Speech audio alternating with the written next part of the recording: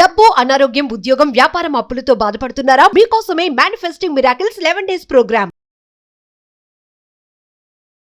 నమస్తే, welcome to Suman TV. ప్రస్తుతం మనతో పాటు ఉన్నారు realtor oxygen founder Nandi Rameshwar Rao గారు. సార్తో మాట్లాడదాం. నమస్తే సార్. నమస్తే సార్, హైదరాబాద్లో రెంట్ హౌసెస్కి డిమాండ్ బాగా పెరిగిపోయింది. చాలామంది హైదరాబాద్లో వలసదారులు ఎక్కువ ఉంటారు. పిల్లల చదువుల కోసమనో లేదంటే ఉద్యోగరీత్యా అని ఇక్కడికి వచ్చిన వాళ్ళు ఉంటారు కదా, వాళ్ళందరికీ కూడా రెంట్ అనేది ఒక పెద్ద టార్గెట్ అయిపోయింది. ఓనర్స్ కూడా అలానే ఉన్నారు. రెంట్ల మీద రెంట్లు బాగా పెంచేస్తున్నారు. గతంలో చూసుకుంటే సంవత్సరానికి ఒకసారి పెంచడం జరిగేది. ఇప్పుడు చూస్తే ఏటా 2 సార్లు పెంచుతున్నారు రెంట్ కూడా. మరి దీని మీద ఏం చెప్తారు మీరు? రెంట్లు అనేది ఒక బిజినెస్ అయిపోయిందండి. ఎందుకంటే హైదరాబాద్కి ప్రస్తుతానికి సంవత్సరానికి లక్షల్లో వలసలు జరుగుతున్నాయి, మైగ్రేట్ అయిపోతున్నారు.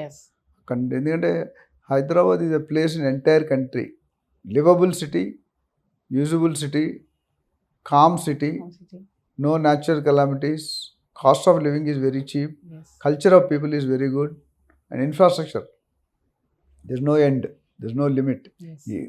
సీట్లో ఏ సీఎం ఉన్నా ఏ పార్టీ ఉన్నా రియల్ ఎస్టేట్గా అద్దు లేదు. సో రెంటల్ ఇన్కమ్ అనేది ఇప్పుడు చాలామందికి ప్యాషన్ ఏంటంటే, ఒకప్పుడు ఇల్లు కొనుక్కోవడం ప్యాషన్, ఇప్పుడు ఇల్లు కొనుక్కొని సెకండ్ హౌస్ థర్డ్ హౌస్ కొనుక్కొని రెంటల్ ఇన్కమ్ కోసం కొనుక్కుంటున్నారు. ఆదాయం వస్తుంది కాబట్టి కన్సిస్టెంట్. ఒక పక్క ప్రాపర్టీ ల్యాండ్ రేట్ అప్రిషియేట్ అవుతుంటుంది, ఒక పక్క రెంట్ వస్తుంటుంది. కోర్స్ కొన్ని మెయింటెనెన్స్ 10 సంవత్సరాలు మెయింటెనెన్స్ ఇష్యూస్ ఉంటాయి, అది మైనర్, కొద్ది డబ్బులు పోతాయి రెంట్లో. 1 month రెంట్ మెయింటెనెన్స్కి వచ్చినట్టు అయిపోతుంది. సో ట్రెండ్ అయిపోయింది కాబట్టి ప్రతి ఒక్కడు అంటే ఇప్పుడు అది చెప్పచ్చలేదు. ఇప్పుడు అందరూ second wave third wave famous అయిపోయింది, కరెక్ట్ కాదు. బట్ అట్లా సెకండ్ హౌస్ థర్డ్ హౌస్ అంటే డబ్బులు ఉంటే ఇంకెక్కడో పెట్టుకునే ఇల్లు పెట్టుకుంటే ఉండడం కావాల్సినప్పుడు ఉండొచ్చు, లేనప్పుడు అద్దెకి ఇవ్వచ్చు. అప్పుడు ఏమవుతుంది, ఆ ట్రెండ్లో మా ఫ్రెండ్ కొన్నాడు, మా బాబాయ్ కొన్నాడు, నేను కొన్నా, మా చెల్లి అంటే ఒకరు చూసి ఒకరు కొనుక్కుంటారు. చాలామంది చూసుకుంటే లేడీస్తో వాళ్ళ ఇంట్లో పెద్ద టీవీ ఉంది, నువ్వు వాడు క్లాస్మేట్స్ మా ఇంట్లో చిన్న టీవీ ఎందుకు, ఏ టీవీ అయినా బొమ్మ కనిపిస్తుంది కదా. బట్ మనం ఎలా కంపేర్ చేసుకుంటే అక్కడ బెంచ్ గారు ఉంది, నువ్వు మారితే అది ఆయన ఫేటు, ఇది ఈయన ఫేటు, లేదా మీ ఫేటు. సో అది మనం కంపేర్ చేయకూడదు. ఎప్పుడు కంపేర్ చేస్తాం, పిల్లలు కూడా అప్పుడు బాగా హర్ట్ అవుతారు. Never compare.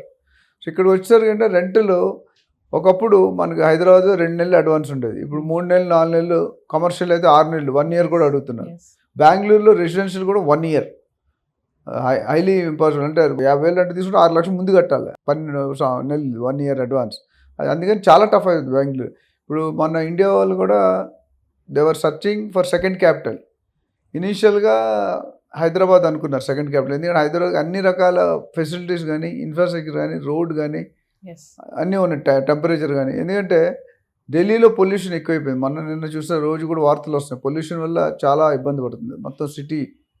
People are not interested to drive down to Delhi. So అన్నీ హైదరాబాద్ అనుకున్నారు. ఇప్పుడు లేటెస్ట్ నాకు మొన్న న్యూస్లో చూసినట్టే హైదరాబాద్ కూడా అమరావతిని చేద్దాం అనుకుంటున్నారు క్యాపిటల్. అప్పుడు హైదరాబాద్ యూనియన్ టెరిటరీ, ఏదోటి అవ్వాలి. ఇప్పుడు హైదరాబాద్ ఏదోటి చేయాలి. ఉన్న సిటీలో as of now Hyderabad is best after India. Mumbai ఒక problem, Bengaluru traffic problem, Chennai sea problem, అట్లా ప్రతి ప్లేస్కి ఒక ఉంది. ఇక్కడ మాత్రం హైదరాబాద్ ఆ ఛాన్స్లు ఏమి లేవు.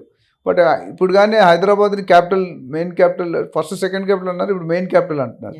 చేస్తే మాత్రం ఇది కూడా ఢిల్లీకి నెక్స్ట్ వెళ్ళిపోతుంది. పొల్యూషన్ ఆల్రెడీ పొల్యూషన్ ఇంకా పాపులేషన్ బాగా పెరిగింది హైదరాబాద్. సో రెంటల్ ఇన్కమ్ ఏమవుతుందంటే ఇట్స్ గుడ్, పెద్ద ఎక్కువ రిటర్న్స్ రావు. రెసిడెన్షియల్ రెంటల్లో అయితే మీకు 2.5 to 3% వస్తుంది, బట్ అసెట్ వాల్యూ పెరుగుతుంది, రైట్. అదేవిధంగా కమర్షియల్ పోతే 6 to 7%.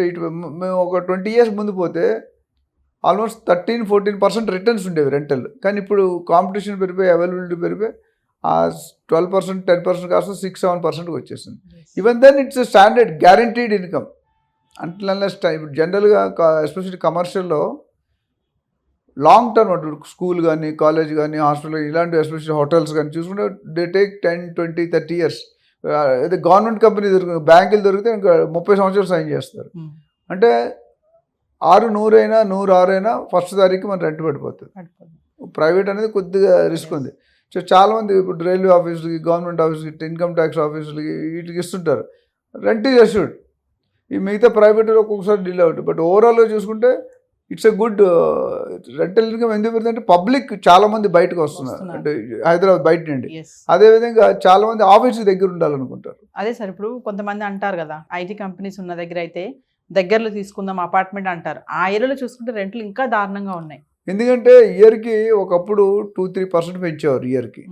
ఇప్పుడు ఆల్మోస్ట్ మోర్ దెన్ 10-12% పెంచేస్తున్నారు ఇయర్కి. Rents. కొంతమంది ఒకసారి పెంచుతున్నారు, కొంతమంది 2 సార్లు. యాక్చువల్లీ నా ప్రకారం ఇయర్కి ఒకసారే పెంచాలి.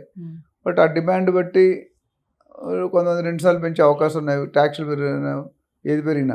Yes. సో ఓవరాల్గా చూసుకుంటే ఇండస్ట్రీ ఎక్కడైతే ఐటీ ఇండస్ట్రీ ఎక్కువ ఉందో అక్కడే వాళ్ళే రెంట్ తీసుకుంటారు చాలామంది. సో వాళ్ళు అందరూ కూడా ఉన్న ఇల్లులు తక్కువ, జనం ఎక్కువ. సో ఎవరు ఎక్కువ డబ్బులు ఇస్తే వాడికి వస్తుంది. అంతే. సో ఓవరాల్గా మీరు చూసుకుంటే దగ్గర ఇండస్ట్రీ దగ్గర ఇప్పుడు 2-3 కిలోమీటర్లు ఉంటే చాలామంది వాకబుల్ ఉంటే ఇంకా మంచిది అనుకుంటారు. అవును. ఇప్పుడు కోకాపేటలో ఫ్లాట్ 20,000-15,000 చెప్తున్నారు ఒక అడుగు.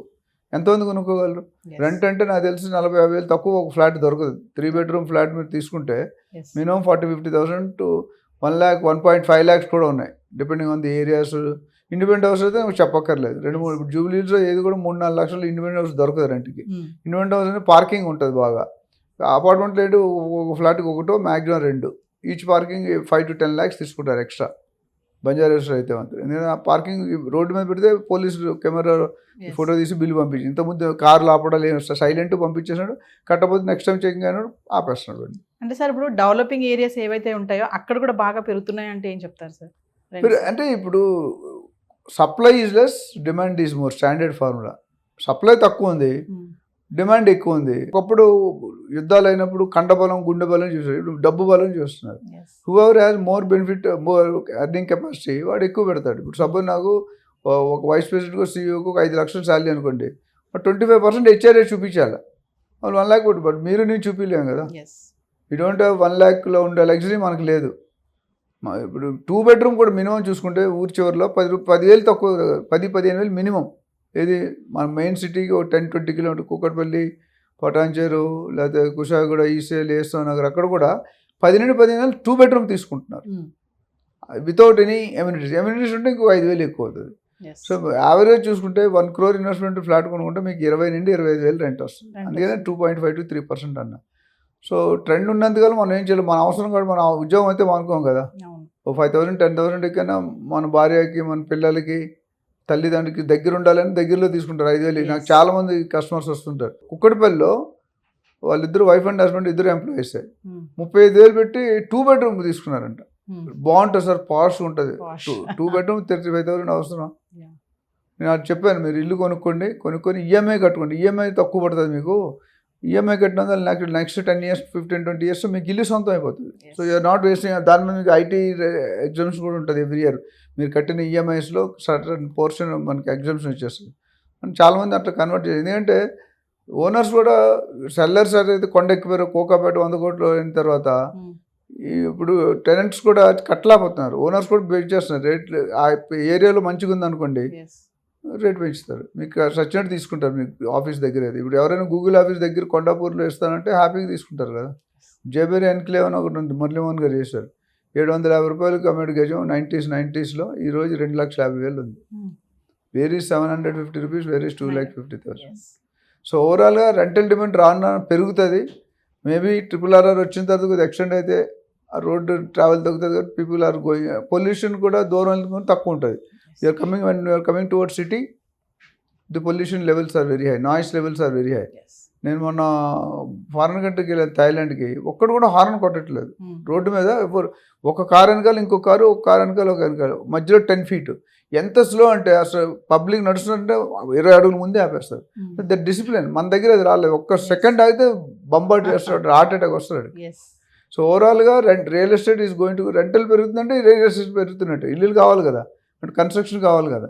ఇండియా కూడా కొన్ని లక్షల యూనిట్లు కావాలి రానున్న నెక్స్ట్ 10 yearsలో. బై 2030 $1 trillion బిజినెస్ ఉంది. బై 2040 $10 trillion ఉంది. ఇవన్నీ కూడా రియల్ ఎస్టేట్లో. అందుకని రేవంత్ రెడ్డి గారు రియల్ ఎస్టేట్ వింగ్ ఆయన దగ్గర పెట్టుకున్నారు. అంటే సార్ ఏదేమైనా ఇంటిపైన ఆదాయం వస్తుంది కాబట్టి ఈ రెంటల్ అనేది కూడా ఒక బిజినెస్ అయిపోతుంది కదా సార్. అయిపోయింది ఆల్రెడీ. సర్వీస్ అపార్ట్మెంట్స్ అని, రెంటల్ అని. మీరు సర్వీస్ అపార్ట్మెంట్ ఒక రూమ్ హోటల్కి 5,000 అంటే 1,500కి ఇస్తున్నాడు. సేమ్ ఫెసిలిటీ ఇంచుమించు. ఓన్లీ కొద్ది అంబియన్స్ ఉంటుంది, స్విమ్మింగ్ పూల్ అవి కొంతమంది అవి కూడా పెడుతున్నారు. చాలా ఉన్నాయి హైటెక్ సిటీ, గచ్చిబౌలి, జూబ్లీస్ ప్రాంతాల్లో. ఒక రోజుకి 3,000 తీసుకుంటారు. ఇంత రూమ్ ఇచ్చి అందులో చిన్న కిచెన్ పెట్టేస్తారు. Room, kitchen and toilet 3,000. అసలు అంత పడదు. వాళ్ళు రోజుకి 3,000 అంటే నెలకి ₹1,00,000 ఒక రూమ్కి వస్తుంది రెంట్. అందులో ఖర్చులో ఒక 25-30% తీసిన 50,000 ఇంకా 50,000 profit. So So that is definitely going to rise, and it's going to continue for some more time. Yes. Thank you, sir.